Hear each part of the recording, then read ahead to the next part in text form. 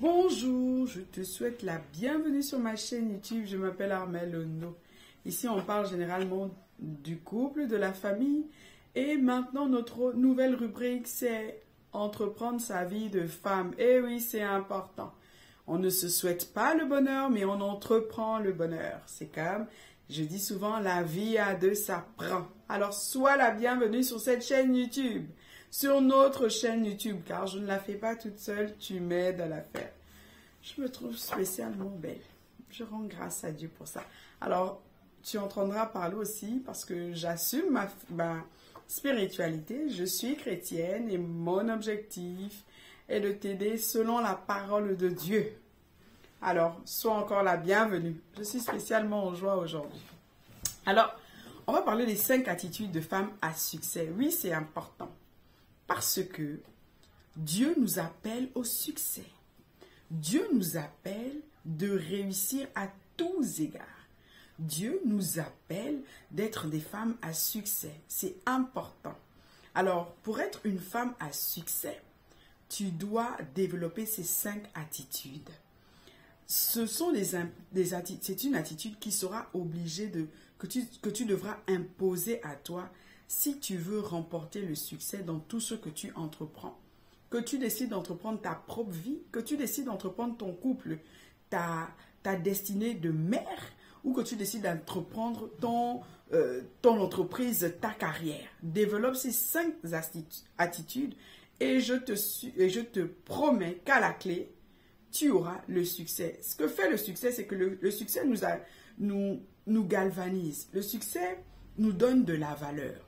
Le succès démontre que nous ne sommes pas n'importe qui. Le succès aussi complète notre épanouissement. Donc, il ne faut pas le négliger. Alors, encore la bienvenue ici. Je suis joyeuse aujourd'hui. Je crois que j'aime mon reflet. Quand je me regarde, je dis, oh, merci Seigneur. Merci. J'aime mon reflet. Donc, j'espère que tu vas aussi l'apprécier. Alors, la première attitude que tu dois développer si tu veux avoir du succès, c'est d'abord commencer par la vision. Tu as besoin d'avoir une vision. Mais pas une vision d'ensemble, une vision avec clarté. J'ai écouté un de mes mentors qui a dit que la vision crée la motivation. La vision, en fait, c'est la seule chose qui doit te motiver, qui doit te pousser à te lever. Et notre Dieu nous dit dans sa parole que là où il n'y a pas de vision, le peuple périt. Et ce même mentor a dit, en fait, enlevez le mot périr. Mais quand il n'y a pas de vision, il n'y a pas de discipline. C'est la vision qui va susciter en toi la discipline. Parce que ce que tu vois, tu veux le réaliser. Ce que tu vois, généralement, on voit quelque chose de beau. Alors, ce que tu vois, pour que ça se réalise, tu as besoin de discipline. C'est la vision qui va te donner le sens du sacrifice. Parce que, ok, tout succès demande un sacrifice. Tant spirituel, tant financier, tant relationnel, tant matériel. Tout succès, donc, peu importe le domaine dans lequel, la saison là, en ce moment où tu veux avoir du succès, ça va te demander ces points-là. D'avoir un sacrifice dans le niveau spirituel. Tu vas chercher la parole, tu vas prier, tu vas avoir des temps de jeûne. Ça va te demander un sacrifice financier, oui, parce que parfois le fait de t'enfermer ou le fait de décider une autre voie ou le fait de te dire, ok, si je veux que ça grandisse, je dois investir, ça va te demander un sacrifice.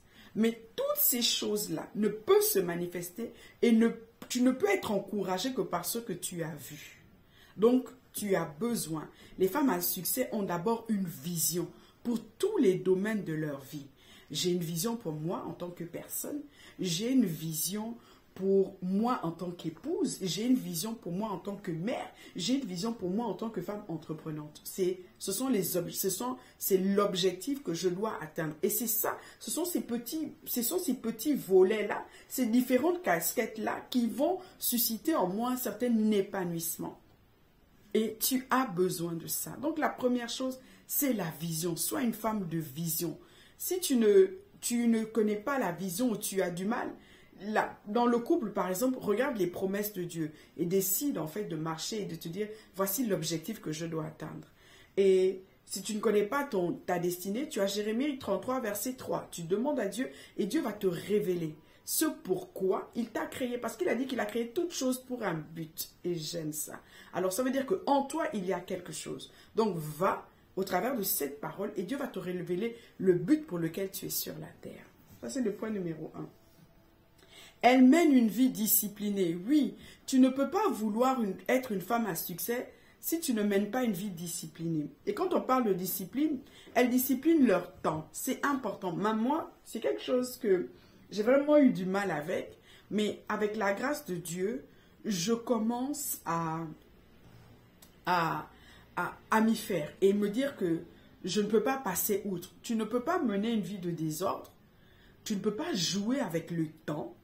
Tu ne peux pas dilapider tes jours et espérer un succès. C'est impossible. Si tu veux le succès dans la vie de tes enfants, tu dois devoir discipliner ton temps pour passer du temps avec eux. Si tu veux avoir un couple épanoui, tu dois passer du temps avec ton époux.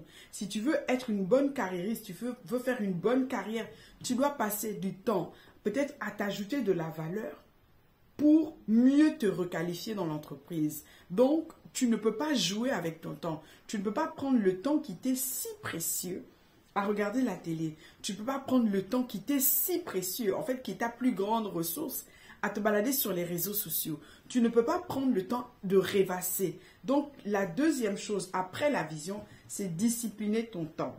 Ensuite, elles disciplinent leur corps. Oui, elles disciplinent tout ce qui rentre dans leur bouche.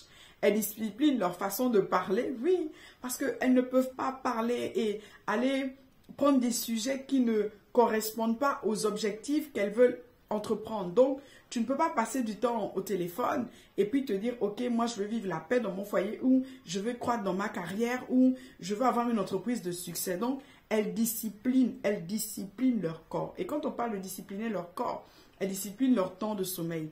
Dans la Bible, on nous dit que un peu de sommeil et la pauvreté vient vous surprendre en chemin. Et on nous dit que le paresseux ne rôtit pas son gibier. Je reviendrai là-dessus, sur ce volet leadership. Je reviendrai là-dessus et je développerai ces sujets au fur et à mesure du temps par la grâce de Dieu. Donc, tu dois discipliner ton corps. Donc, discipliner tes pensées, discipliner ce qui rentre, donc ce qui rentre et sort de toi. Tu dois discipliner ton sommeil. Ensuite, elles ont un sens du travail. Tu ne peux pas être une femme de succès à succès si tu n'as pas le sens du travail. Si tu n'as pas le sens du travail, il sera impossible pour toi d'être une femme qui a du succès. Tout ce que tu souhaites entreprendre va te demander de travailler. Rien ne te sera livré. Rien ne te sera livré. Et il y a un verset dans le livre de Proverbe 31, là, et on nous dit, récompensez-la du fruit de son travail, qu'au porte ses œuvres la louent. Alors, que tu décides d'être mère au foyer, que tu décides d'accomplir ta vie de couple, que tu décides d'être une bonne mère, que tu décides d'être une entreprenante, une carriériste, est le sens du travail. Est le sens du travail. Avant même de t'engager, regarde tout en quoi, au niveau des efforts que tu dois fournir, le travail, combien ça va te coûter. Tu dois avoir le sens du travail acharné. Tu dois avoir le sens du travail sacrificiel. Oui, par exemple, je te prends un cas. Je te dis bonjour, mais en réalité, il est 23h38. Ça, c'est le sens du travail sacrificiel. Alors, je transforme certaines heures de mon sommeil pour travailler. C'est simplement comme ça que tu auras du succès. Ensuite, elles ont changé leur système de pensée. Vous savez, je suis arrivée, tu sais, je préfère te tutoyer. Je suis arrivée à un stade où j'ai conclu que pour que j'y arrive, mon seul ennemi, c'est moi. En tant que fille de Dieu, j'ai même enlevé l'option diable. Je me suis rendu compte que dans tout ce que je désirais, dans tous les domaines où je voulais avoir du succès, je dois lutter avec moi-même. Je ne sais pas si tu t'es rendu compte, mais je lutte avec moi-même. Si je veux être aimante, une femme aimante, je me rends compte que je dois dépasser ce qui m'empêche de l'être. si je veux manifester une certaine somme, je dois encore me discipliner, dépasser, aller creuser, chercher une autre dimension. Alors pour cela, tu dois changer ton système de pensée. Il dit, tel un homme pense, tel il est. Et il y a un de mes mentors qui a dit que tu ne peux pas aller là où ton esprit n'est pas allé. Alors, la conquête commence dans notre système de pensée. Quel que soit le domaine que tu souhaites, où tu souhaites avoir du succès, si tu es comme moi et que tu te dis, je veux le succès dans tout ce que j'entreprends et c'est ce à quoi Dieu s'attend pour moi, peu importe ce que je touche, je dois avoir du succès. Pas par moi, mais par Christ. Tu dois changer tes pensées. Là où ton esprit n'est pas allé, ton corps ne peut y aller. Ça veut dire que si tu ne te vois pas au sommet d'une entreprise prospère, ton esprit n'est pas allé, ton corps n'ira pas là-bas. Si tu ne te vois pas à atteindre un certain âge avec ton époux et en train de rigoler autour de vos arrière-petits-enfants, ton corps n'y arrivera pas. Donc, c'est important que tu disciplines ton système de pensée et que tu changes souvent ton système de pensée. Et la Bible dit, changeons notre système de pensée, ne nous conformons pas au siècle présent. C'est important. Renouvelons notre système de pensée, l'apôtre Paul a dit. Donc, c'est important. Change ton système de pensée. Ne l'oublie pas. Ton corps n'arrivera pas là où ton esprit n'est pas allé. Ton esprit doit te précéder au travers de la vision, là où tu veux emmener ton corps. Ça veut dire que là où tu es là, si tu veux aller vivre à New York, ton esprit doit déjà, la vision là, tu dois la voir claire, avec clarté à New York. Ton esprit, dans les pensées, t'as déjà emmené à New York. Tu as déjà imaginé la vie new-yorkaise. Et puis tu vas voir, ton corps va suivre ton esprit. Parce que n'oublie pas, tu es un esprit dans un corps. Et pour cela, tu as besoin de changer ton système de pensée. Peu importe le domaine dans lequel tu souhaites opérer, tu dois changer ton système de pensée. Tu ne peux pas, tel un homme est, tel il pense. Tel un homme pense, tel il est. Si tu es là où tu es comme tu es, c'est parce que tu n'as pas encore changé ton système de pensée. Si ta position ne te plaît pas, c'est important.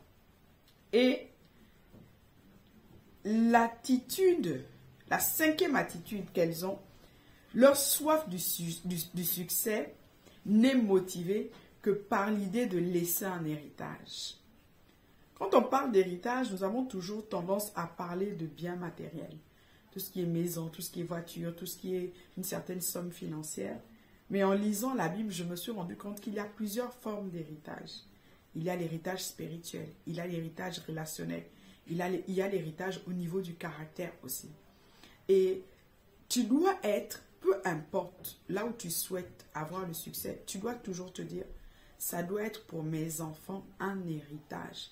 Ça doit être quelque chose qui doit rester dans la famille de génération en génération. Par exemple, si tu as décidé que, ok, moi aujourd'hui, je décide de marcher dans la sanctification. Moi aujourd'hui, je décide d'être une femme de hauteur. Je décide d'être sage. Tu dois te voir, pas seulement toi, mais tu dois avoir ta fille, tu dois avoir ta petite fille, tu dois avoir la fille de ta petite fille. Tu dois voir cela sur 1000 générations. Là où Dieu te permet, jusqu'où Dieu te permet de voir, tu dois le voir. Si par exemple tu te dis, ok, moi mon succès, l'un de mes succès c'est de réussir ma vie spirituelle. Alors tu dois toi t'imaginer épanoui spirituellement. Mais tu ne dois pas seulement t'imaginer toi. Tu dois imaginer ta fille, ta petite fille, ton arrière-petite-fille. Tu dois imaginer, parce que tu es une matriarche, donc tu dois imaginer toutes les personnes qui sortent de ton sein épanouies spirituellement. En héritage. Les femmes à succès, les femmes qui rencontrent le succès pensent héritage, elles pensent legs, elles pensent héritage d'une façon de prier, elles lèguent un réveil dans la famille, elles lèguent des biens dans la famille, elles lèguent des relations dans la famille, elles lèguent une façon de faire, elles lèguent une éducation. Si tu veux réussir, être une femme à succès, dis-toi que ce que tu fais aujourd'hui, ce pourquoi tu es en train de te battre, de lutter, doit être un héritage de génération en génération. Parce que telle est la pensée de Dieu. David, avant de mourir, appelé son fils Salomon et il lui a donné un héritage relationnel. Il lui a dit, tu ne laisseras pas vivre telle personne, tu seras ami de telle personne. Et ça, c'est un sens du discernement qu'il a légué à son fils. Il n'a pas seulement légué le trône. Alors, une femme à succès pense héritage. Elle se dit, ok, mon attitude devra demeurer dans la famille. Mes acquisitions devront rester dans la famille. Si je crée une entreprise aujourd'hui, j'imagine mes enfants récupérer cette entreprise. J'imagine mes enfants devenir employés de cette entreprise parce que moi, j'ai créé le travail. C'est important. Donc, si tu veux être une femme à succès, pense héritage, pense legs. Dis-toi, donc, même la façon dans laquelle je vis avec mon mari, comment je me comporte avec mon mari, ce foyer de paix. Parce qu'il dit que le mariage soit honoré de tous. Donc, ce foyer de paix, cette façon de vivre avec mon mari, là où il y a toujours la joie, là où il y a toujours la paix, on ne divorce pas. Quelles que soient les situations, pense héritage. Tu dis, je le fais, mais ça doit rester dans la famille. On dit la mère enseigne. Les pères montrent les bornes. Les pères sont des repères.